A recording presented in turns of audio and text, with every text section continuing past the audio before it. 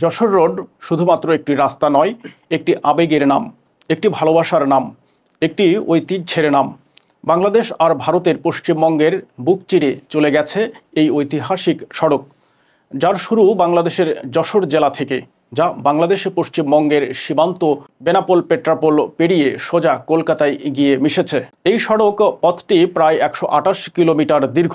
এই রাস্তার রয়েছে এক সুপ্রাচীন ইতিহাস। প্রথমে যশোর থেকে কলকাতায় যাওয়ার বিকল্প মাধ্যম ছিল নৌপথ। তখন যশোরে গড়ে ওঠা উচ্চ ও মধ্যম শ্রেণীর প্রায় সবাই ছিলেন হিন্দু।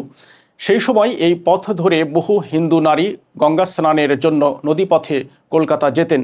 ইতিহাস থেকে জানা যায় 1840 সালে যশোর শহরের বকচরের জমিদার ছিলেন কালীপ্রসাদ পোদ্দার। কলকাতা সহ বিভিন্ন স্থানে তার ব্যবসা বাণিজ্য ছিল।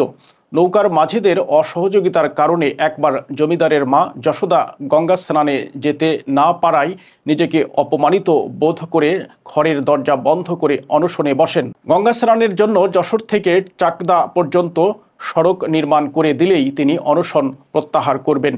পুত্র কালীপ্রসাদ মায়ের দাবি মেনে রাস্তা নির্মাণ করেন। 2,58,000 টাকা খরচ করে কয়েক হাজার শ্রমিকের প্রচেষ্টায় 1842 সালে সম্পূর্ণ হয় নির্মাণ কাজ। এরপর কালীবাবু রাস্তার ছায়ার জন্য দুধারে প্রচুর বৃক্ষ রোপণ করেন। দীর্ঘদিন এটি কালীবাবুর রাস্তা নামে পরিচিত ছিল, যা কালক্রমে যশোর রোড নামে পরিচিতি লাভ করে। এই রাস্তা আরেকবার ইতিহাসে জায়গা করে নিয়েছে। 1971 সালের মুক্তিযুদ্ধে হানাদার বাহিনীর হাত থেকে বাঁচার জন্য এই যশোর রোড পাড়ি দিয়ে ভারতে আশ্রয় নিয়েছিল লক্ষ লক্ষ মানুষ।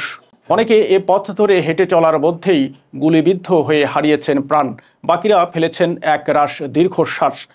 পশ্চিমবঙ্গের দিকে চলে যাওয়া যশোর রোডের দুপাশে সারিবদ্ধ হাজারো গাছ এসব ঘটনার সাক্ষী হিসেবে আজও দণ্ডায়মান হয়ে আছে। এই বৃক্ষরাজি ছায়া দিয়েছিল ঘর বাড়িহীন লাখো মানুষকে, আশ্রয় দিয়েছিল অনেক যুবক বৃদ্ধকে, অসহায় নারী শিশুদের। দুপাশের শতবর্ষী বিশাল সব রেইনট্রি গাছ এই সড়ককে ভিন্ন এক মহিমা দিয়েছে।